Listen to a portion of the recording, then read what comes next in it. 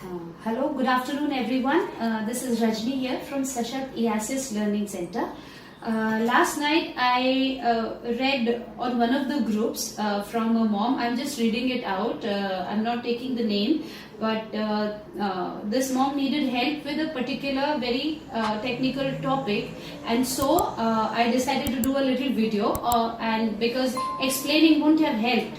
So I'm going ahead with the video. So first let me tell you what she says. Please help my boy with math. He gets confused with place value. He has mastered carryover, addition and subtraction. Now she says he has mastered it, which means what? That in his head he's not got the mental image of what he's mastered, but as a skill that when you do this, one goes up and you add it there. So he knows it like that. Okay. But what I have realized is that he has just memorized the pattern of how to do the sums. This is precisely what she's saying. Basic understanding is missing. Now this is very interesting, and that is why I'm making this video. Okay. She says if I give him a sum of 8 plus 10 horizontally, he comes up with an answer of 90. So are you seeing what is happening? 8 plus 10, which means he has no clue that 8 should be written underneath of 0 or underneath of 1. So he comes up with an answer of 90. However, if the same is given vertically, the answer is correct, which means that when you've already written 8, so as a skill, he knows that 8 and 0 and 1 will come down, so it becomes 19. But otherwise, what does the whole exercise mean? That he does not know. However, the same if given vertically, this we read, he doesn't understand place value, and even when I tried mentioning tens and ones, he tends to get confused.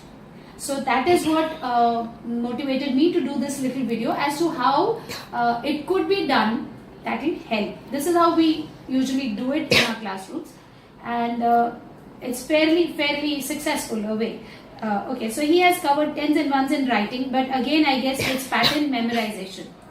So what she means by pattern memorization is 45. So this side one, 4 is basically the tens and 5 is the ones. What it means, however, he doesn't know. He can mentally do sums of addition till 10. I was trying to introduce basic mental math as I wanted him to understand money concepts. But if we can't get a 43 plus 5 correct, despite knowing 3 plus 5 by heart, then the whole effort is wasted. I completely agree here.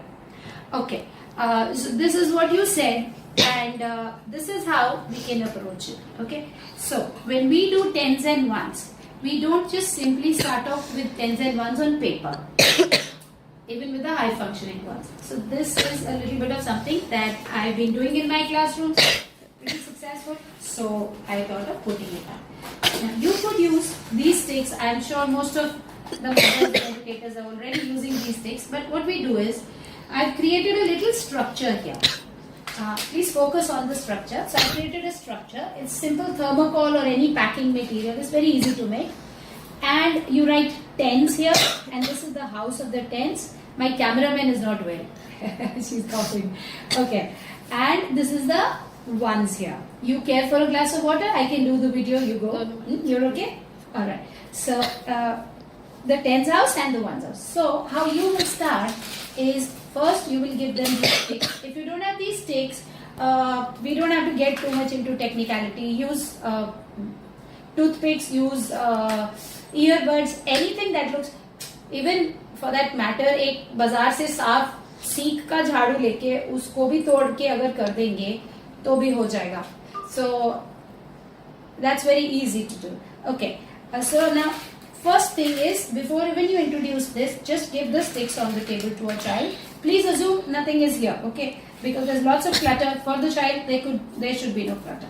So you give sticks here and you say, we will only make groups of 10, okay? Just collect and don't introduce this structure as of now. Assume it's not there. We'll do this later. Okay, so step 1, we first put toothpicks or anything, earbuds or these sticks or jhadu ke pieces or whatever in front of the child with rubber bands. My rubber bands have got broken. So anyway, but we can manage.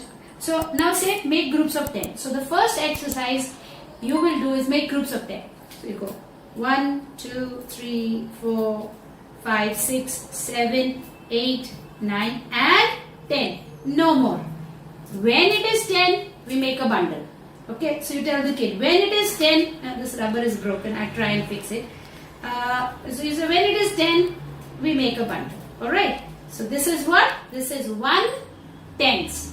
So you tell the child, this is 1/10. So for 2 to 3 days, you do nothing else. Please, no rushing, no hurry, because if you hurry, he won't get it or she won't get it. Okay, so you say, let's only make groups of 10s. So when the child is proficient, and you say, even if it is 9 sticks, you are not tying them together. The only time we will tie them together is when they become 10.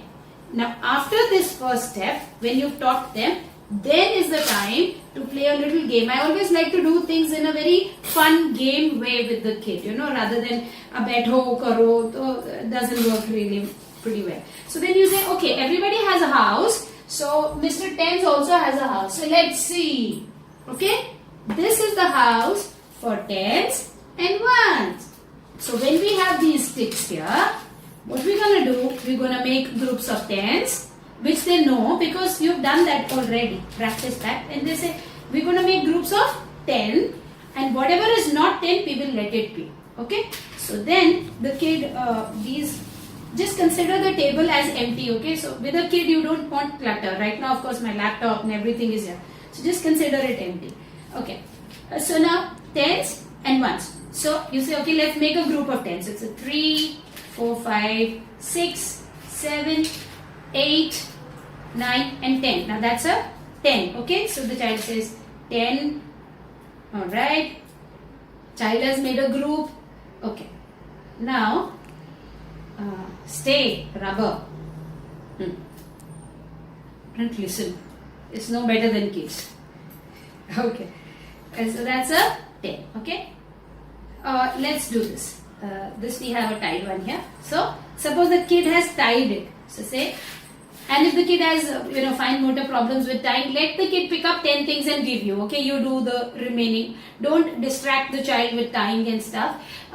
For every child, look at it individually. If they can do the rubber, that's okay. If they can't do the rubber, let them just pick up 10 and you put a ribbon or a rubber or a tape, anything.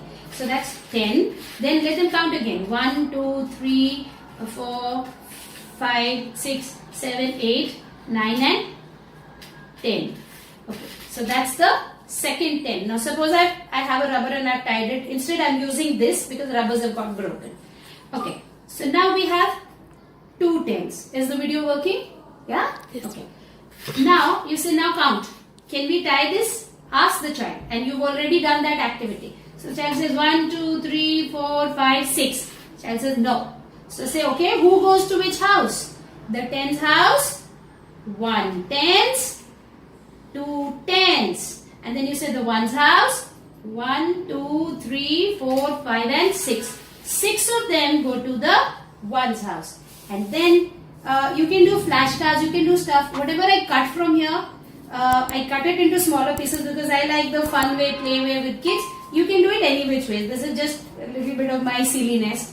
I cut it and I cut those and I wrote the numbers. So now you say, okay, can you tell me how many went here and how many went here? So it says 2 tens. How many tens are there? You go 2 tens. And how many ones are there? And the child has counted 1, 2, 3, 4, 5, 6. So the child says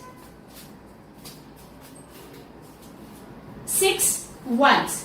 So then you say 2 tens and 6 ones. That the number made is, and you say 26. But even to this place, the child is not going to probably have that awareness, and like it was written in the message that it's just a pattern memorization. It still might be pattern memorization. So let's take it the next step.